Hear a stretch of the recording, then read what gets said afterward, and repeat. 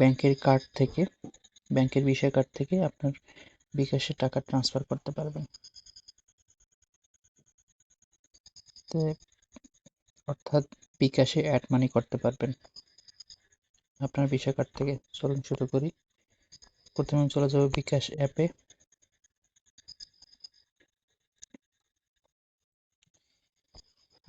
আমার বিকাশ অ্যাপটি log in করে নিই আমার পাসওয়ার্ড দিয়ে। আপনি দেখতে পাচ্ছেন একদম 2 নম্বর সারির প্রথমটি অ্যাড মানি। এখন কার্ড টু বিকাশ, আমি যেহেতু কার্ড থেকে বিকাশে আনবো, কার্ড টু বিকাশ। এখন যেহেতু আমার ভিসা কার্ডে সিলেক্ট করব। এখন হচ্ছে যে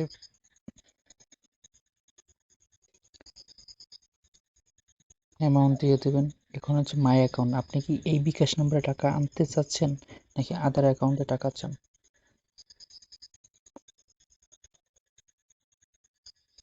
আদার অ্যাকাউন্টে টাকা, আদার অ্যাকাউন্ট সিলেক্ট করবেন এবং সিলেক্ট দ্য নাম্বার, আপনি নাম্বার দিয়ে দেবেন।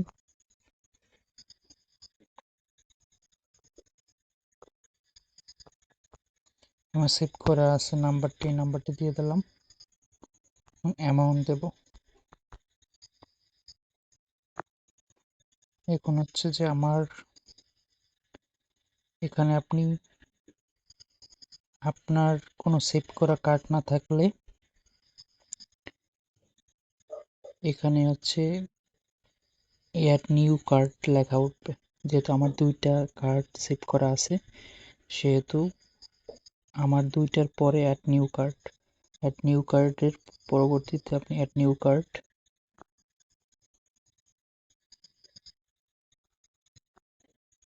অ্যাড নিউ কার্ডে ক্লিক করলে দেন আপনার কার্ড নাম্বার এবং কার্ডের এক্সপায়ারি ডেট এবং হোল্ডার্স নেম, মানে আপনার কার নামে ইস্যু করা, এবং কার্ডের পিছনে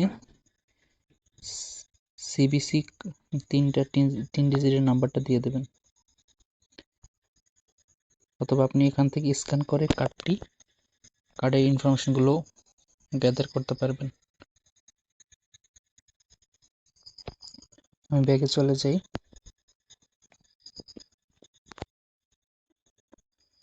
আমি যেহেতু আমার কার্ডটা সেভ করা আছে, আমি আদার অ্যাকাউন্টের আমার নাম্বার,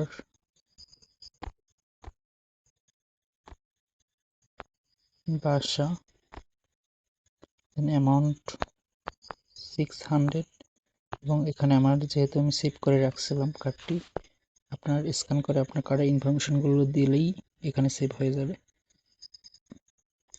এখন হচ্ছে আমি তোমার 2 নম্বর কার্ড থেকে টাকাটা বিকাশে অ্যাড মানি করব আমার বাসার নাম্বারে।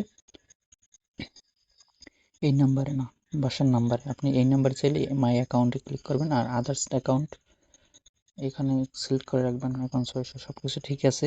আচ্ছা, প্রসেসড ক্লিক করলাম।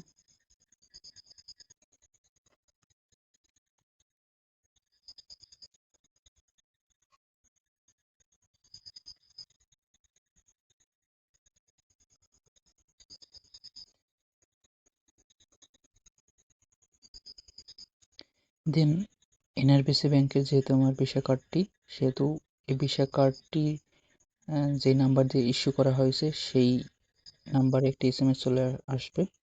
আমার দেখতে পাচ্ছেন আমার একটি এসএমএস চলে আসছে।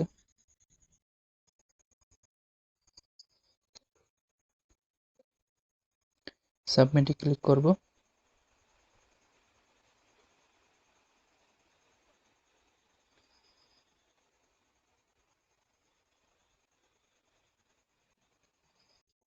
টাকাটি সাকসেসফুল হয়েছে, আপনি দেখতে পাচ্ছেন। Thank you so much for watching this video.